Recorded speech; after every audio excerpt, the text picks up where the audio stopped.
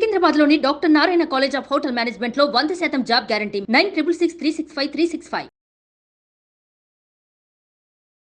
Hi hello నమస్తే welcome to Suman TV. ప్రస్తుతం మనతో ఉన్నారు student career counsellor KVV Narasimha Rao గారు. నమస్తే సార్. నమస్తే అమ్మా. సార్, ఇప్పుడు కెరియర్ సెలెక్షన్ ఇంటర్మీడియట్ అయిపోయాక ఇంజనీరింగ్, బీటెక్ ఇంకా చాలా ఉన్నాయి ఎక్సెట్రా. సో కెరియర్ సెలెక్షన్ అనేది కరెక్ట్గా ఎలా సెలెక్ట్ చేసుకోవాలంటారు ఒక స్టూడెంట్?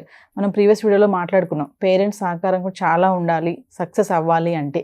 మరి ఆఫ్టర్ ఇంటర్మీడియట్ అంటే చాలామంది పేరెంట్స్ ఏమనుకుంటారంటే వీడికి ఆల్రెడీ వచ్చేసింది నాలెడ్జ్, ఇంకా వాడే సెలెక్ట్ చేసుకుంటాడు, మన సపోర్ట్ అవసరం లేదని కొంతమంది అనుకుంటారు.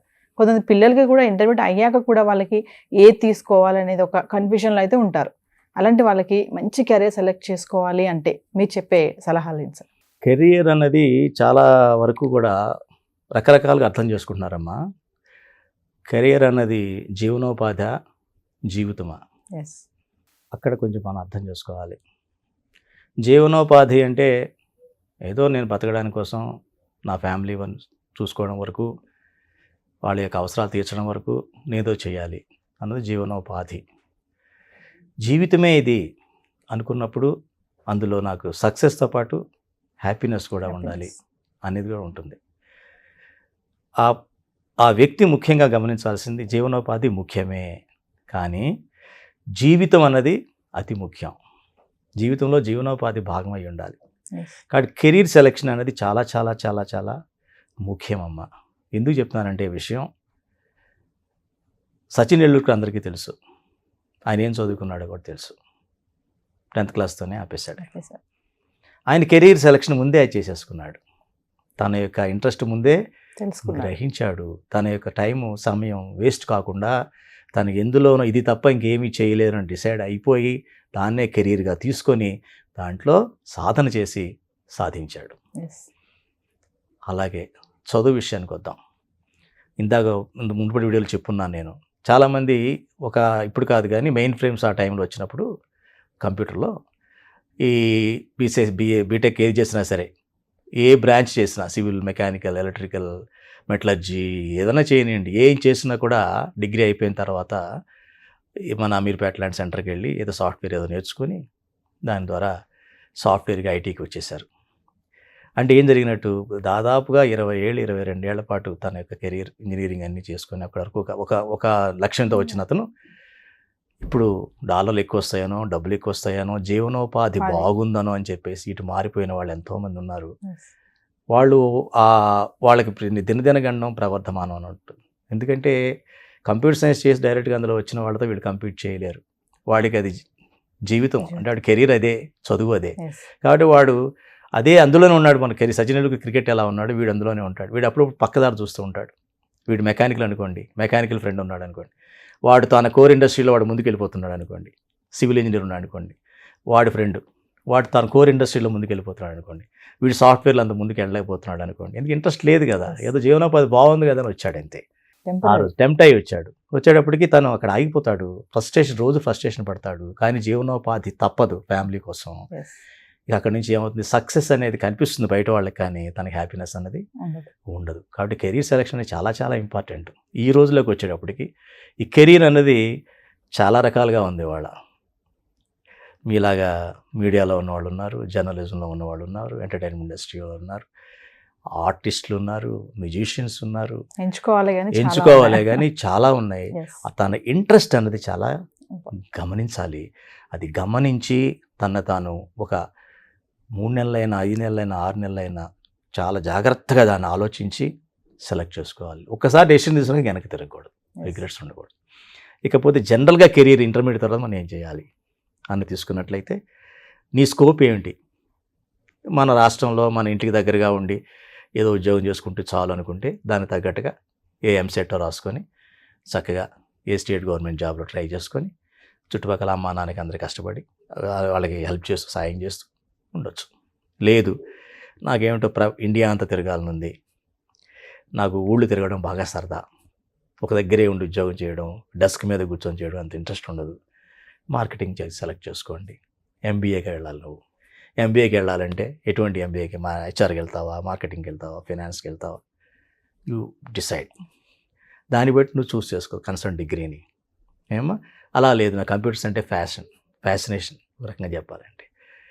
I love computers. రోబోట్స్ రాబోతున్నాయి రేపొద్దున, ఎన్నో రాబోతున్నాయి, డ్రోన్స్ అన్నీ వచ్చేసాయి.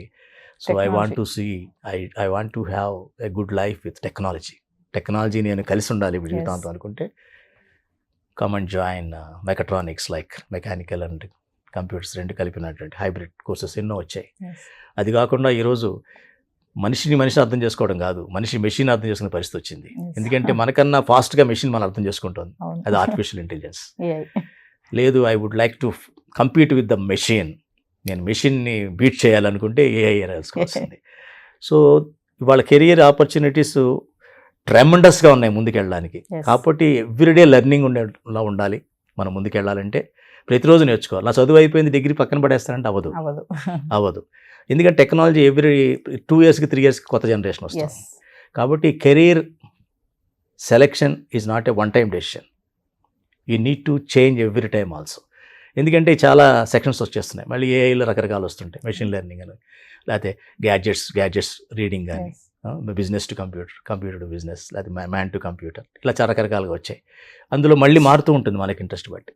అట్లాగా కెరియర్ అనేది స్టాటిక్గా ఏదో ఒక్కసారి నేను తీసుకున్న నిర్ణయం అయితే కాదు. సరే, ఇంటర్మీడియట్ టు ఇంజనీరింగ్ అనేది యూ టేక్ ఇట్ డెసిషన్, అది మటుకు తప్పదు. అది ఎలా తీసుకోవాలో నీ ఇంట్రెస్ట్ బట్టి తీసుకోవాల్సిందే.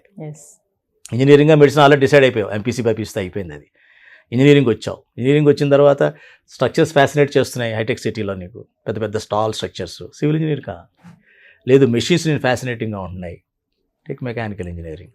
లేదు, you would like to be roaming around the globe with lot of gadgets, go for computer science and AI, like that. ఇట్లా మనం డిసైడ్ చేసుకోవాలి. కానీ ఇక్కడ పేరెంట్స్ సలహా తీసుకోవాలి, కౌన్సిలర్ కూడా తీసుకోవడం చాలా మంచిది. మనం చూసుకుంటే చాలామంది ప్రతిభకు తగ్గ జాబ్ చేస్తున్నారా అంటే ఇప్పుడున్న సొసైటీలో అలా లేదు. చాలామంది చదివింది ఒకటైతే చేసే ఉద్యోగం ఒకటి ఉంటుంది. అంటే ఇదంతా కూడా కెరియర్ సెలెక్షన్లో తీసుకున్నటువంటి రాంగ్ స్టెప్పే అంటారా? జీవితంలో ఏది రాంగ్ అనేది ఉండదమ్మా, లెర్నింగ్ ఉంటుంది. There are no mistakes, you have to learn something from it and go ahead, you have to move forward. కాబట్టి రాంగ్ అన్నది ఎప్పుడు ఉండదు. రాంగ్ అయితే ఆ పని ఎందుకు చేస్తాను, నేను చేయను కదా. ఇప్పుడు ₹100 లాస్ వస్తుందని తెలిసినప్పుడు మీరు అక్కడ ఇన్వెస్ట్ చేస్తారా?